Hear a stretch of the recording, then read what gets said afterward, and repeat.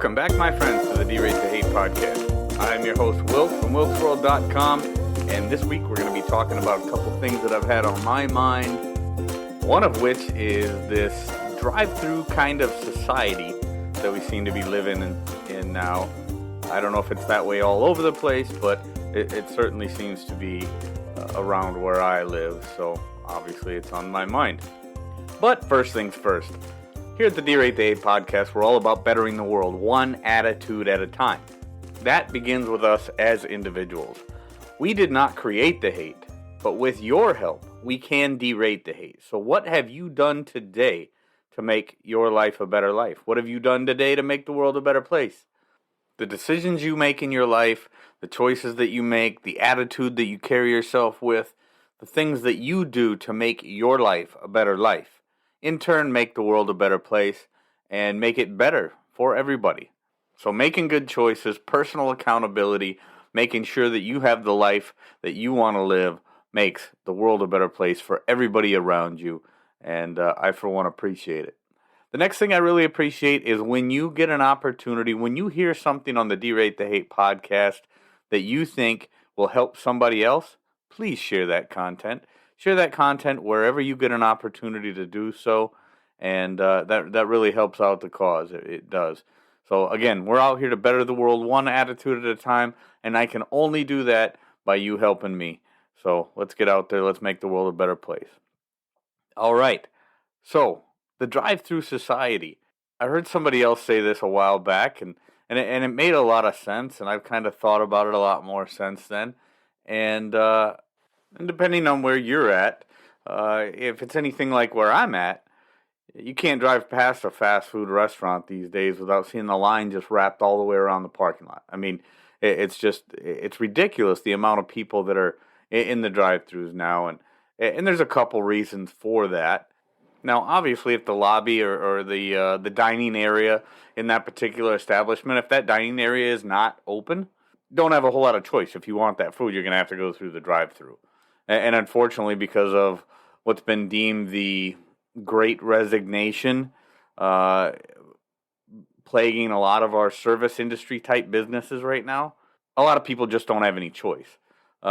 Or if you're like another friend of mine this past week, he just wanted some chili, and went to the local Wendy's, and he's waiting in line, waiting behind a couple other cars. He can see the people up in front of him paying for their food. He gets to the speaker, and he goes to ask for his chili, and they said, "Sorry, we're closed. You're gonna have to come back another time." He's like, "Wait, I can see people up in front of me getting their food." And they're like, "Nope, we're closed. Sorry, gotta come back another time." And it's not like it was like 10 o'clock at night either. I mean, this is lunchtime, so it's not like they were actually getting ready to close business for the day. I still don't quite get what happened there, but so unfortunate things like that are happening these days with, again, what's called the Great Resignation. It's an absolute disaster for a lot of food service type businesses, and it's very sad in many ways. But I think there's a bigger issue there, and the bigger issue is a lot of people are just, I don't know if it's they're too busy now, or they just have let the pandemic, the fear of social interaction, get to them to the point where they would rather not be in close contact, I guess. But the reality, my friends, is this: the human being is meant for social interaction. We are meant to be around people. We are meant to socialize. We are meant to be in close contact with people. And despite everything that you might hear and all the fear porn that the media puts out there, we need to interact with people. We need to be around other human beings and do things. I've talked about this on the podcast before. And this drive-through type society, it just cannot last. We can't last as a people if we don't have that social interaction. If we are not socializing with people, if we are not interacting with other people, there's a much greater likelihood of bad things happening to us, both physically and mentally. And some things that when I was thinking about this, I decided to do some reading. I went through and looked at a number of different articles, and if you remember, pre-pandemic, there was actually businesses out there getting rid of their Wi-Fi, doing things like promoting social interaction, I guess is the best way to put it, trying to get people's faces out of their screens, whether it be a phone or a laptop or whatever, and actually promoting that social camaraderie, getting out there talking to people face to face. And now some of those same people are trying to convince us that, oh, well, we can do everything via Zoom, we can telecommute to work, we don't even have to leave our houses anymore, and we can live the same kind of lifestyle that we lived before. But no, that's not the case. That is not the case at all. There's some fascinating data out there that talks about how the likelihood of those that do not interact socially with other people have a much greater risk of illness and death and different things that I was able to find in some of these articles. So the idea that we can just go to some type of electronic social construct or social structure that's going to be able to replace the actual face-to-face interactions that we have built our lives around for eternity is just not a reality. For instance, I mean, did you know there have been several studies done that have said that people who have a healthy and robust social interaction with their family, friends, and their community are happier, healthier, they have less health problems, and actually live longer than those that do not. So that's just one part of it. And then back in the mid-60s, there was actually a study done. It was a 9-year study, and people who were disconnected from others socially over that 9-year period, people who were disconnected socially were 3 times more likely to die during that 9-year study than those who had strong social ties. So, with that said, we can't discount the fact that there is a lot to be said for mental and physical health when it comes to social interaction. And I was having a conversation with my uncle this past weekend. I think I've talked about him on the podcast before, but my uncle likes to come up here. He's single, he's retired, and a lot of times on the weekends he comes up to hang out with me while I'm working on various projects around my place, and that's a lot of his social interaction. That's a lot of what he does to, just have a reason to get out of the house and do things. And him and I were running some errands, or I was running some errands, he was with me, and we were talking about lunch. What were we going to do for lunch? And we could have easily gone through the drive-thru at some place. In fact, I started to pull into a fast food place, and the line was long, just like I said at the beginning of this podcast. The line is wrapped around the building, and I got to thinking about it, and I'm like, you know what? I think I'd really like to find a place we can just go sit down.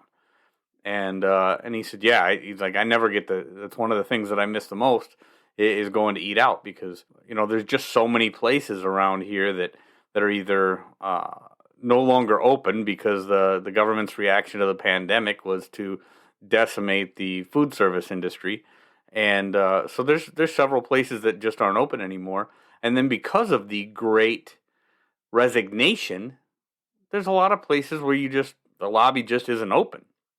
So one thing that a lot of people, like him, single, retired, one of the things they counted on doing, going out and sitting down and have coffee or going out to eat and just for that social interaction. But, frankly, it's just not there in a lot of respects anymore, because there are a lot of places that just are no longer open, or no longer open for seating, or whatever the case may be.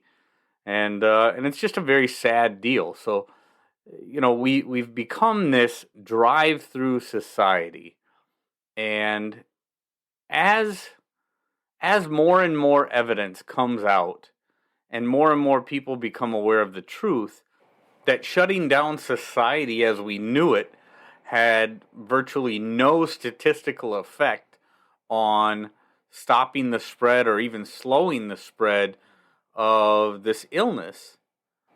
I'm just hoping we can get back to a time when we are interacting with each other, when we are sitting down to have dinner with our friends and going out and visiting the establishments. And I don't just mean fast food restaurants, although I hope the whole concept of a drive-through society wanes and we get back to a time when we can all be out interacting with each other, seeing the smiles on the faces of all our fellow citizens, and being able to do and live life the way that we used to live life when cooler and more sane heads prevailed. But that really just takes us. It takes all of us as individuals just standing up and saying, you know what, I'm going to start living my life again. I am going to go out and maybe not all the places in your area are letting people sit down in the restaurant or even go in without preconditions of some ridiculous magnitude that some politician told them they had to adhere to. But you know what? Find the places that are open. Find the places that are still catering to those who want to get out and interact with each other and just start being free again. Don't worry, don't be in such a hurry to stand in a line to ride, get drive-through food that you're going to have to eat in your car. Find a place that's got an open lobby. Go sit down. Interact with the people that are in the lobby and smile and shake people's hands and just enjoy life again.